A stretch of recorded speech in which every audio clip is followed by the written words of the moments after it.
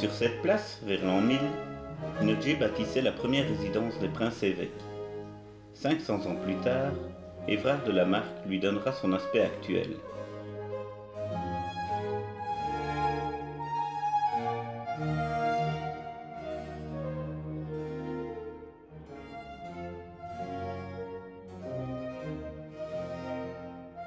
Se trouvait également à cet endroit la cathédrale Saint-Lambert, démolie lors de la Révolution française en 1794.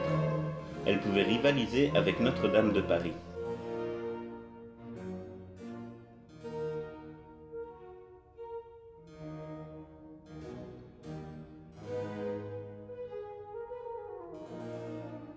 Au centre de la place du marché, le perron, symbole de liberté, reconstruit fin du XVIIe par Jean Delcourt.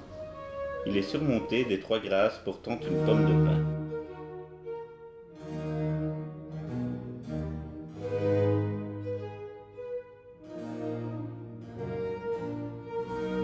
Au fronton de l'hôtel de ville, le blason, comprenant la crosse et l'épée.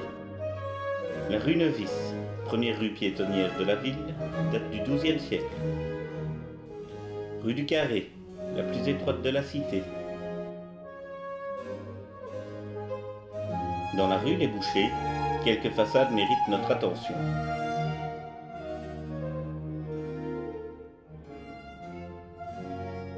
La halle aux viandes, construite en 1544. À l'entrée, le blason de Mangon, du nom porté à cette époque par les bouchers. La maison Havard, la plus ancienne de la ville, date de la seconde moitié du XVIe siècle. Les chevillas du tourisme et ses jolies façades datent du XVIIIe. Elles ont été reconstruites avec des immeubles démolis dans le voisinage.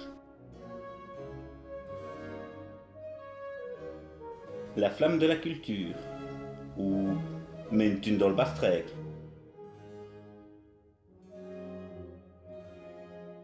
Fontaine Montefiore, du nom de sa donatrice. Surmontée de la porteuse d'eau, abreuvée sur 2 niveaux les animaux d'attelage.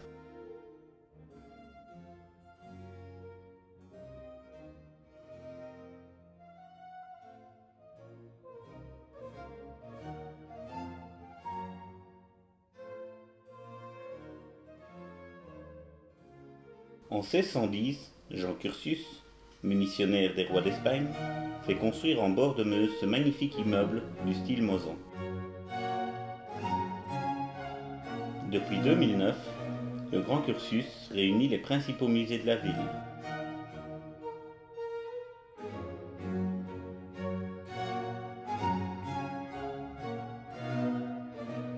Cet ensemble muséal renferme quelques trésors, depuis la période gallo-romaine, mais surtout Moyen-Âge et Renaissance, qui constituent les grandes époques de la principauté.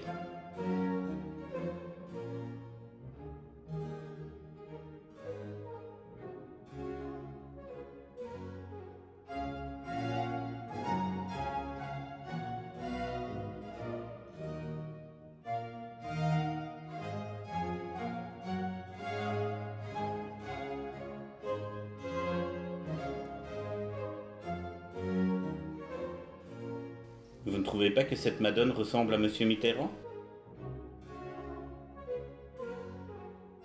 Place Saint-Barthélemy. Les principautaires, sculptures de Madi Andrien, reflètent bien l'histoire de la cité.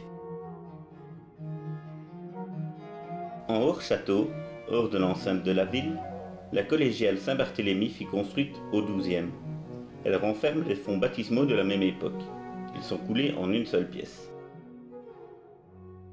Ce chandelier, créé par l'acteur Jean Marais, fut offert au curé de la paroisse.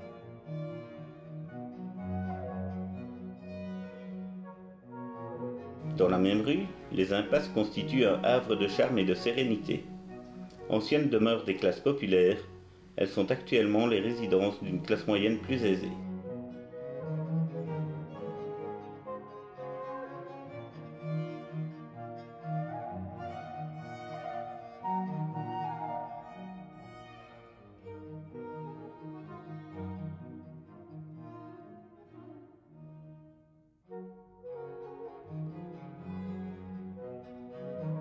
La cour Saint-Antoine est une réhabilitation réussie d'un habitat urbain.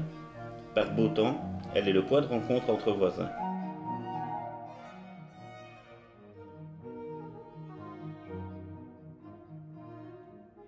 L'œil de la reine de Richefontaine existe depuis le XIIIe siècle. Elle est le résultat d'un ingénieux système de démergement des houillères liégeoises pour l'alimentation des fontaines.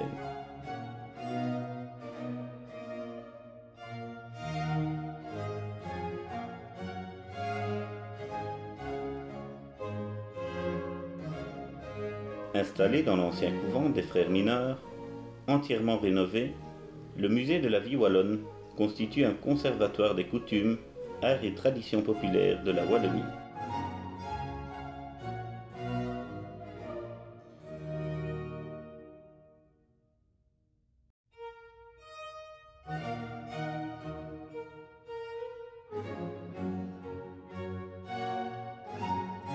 Sculpture de Harzé, reprenant des scènes de la vie locale.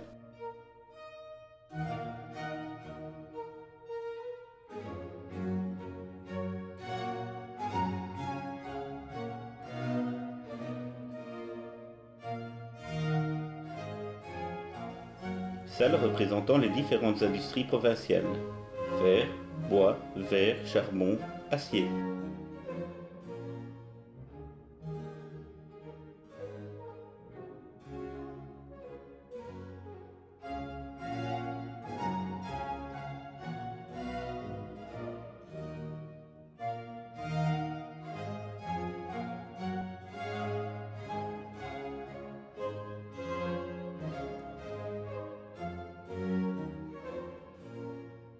La vie il y a 50 ans. Cuisine et belles pièces.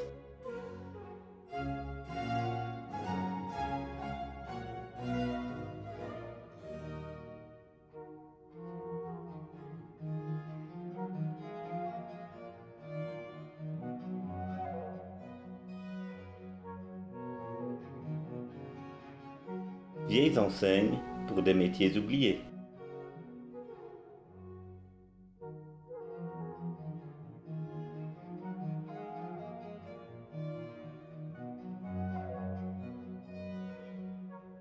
Enfin, le retour vers la place du marché, où les terrasses accueillantes et ombragées nous permettront un dernier regard vers le symbole de nos libertés.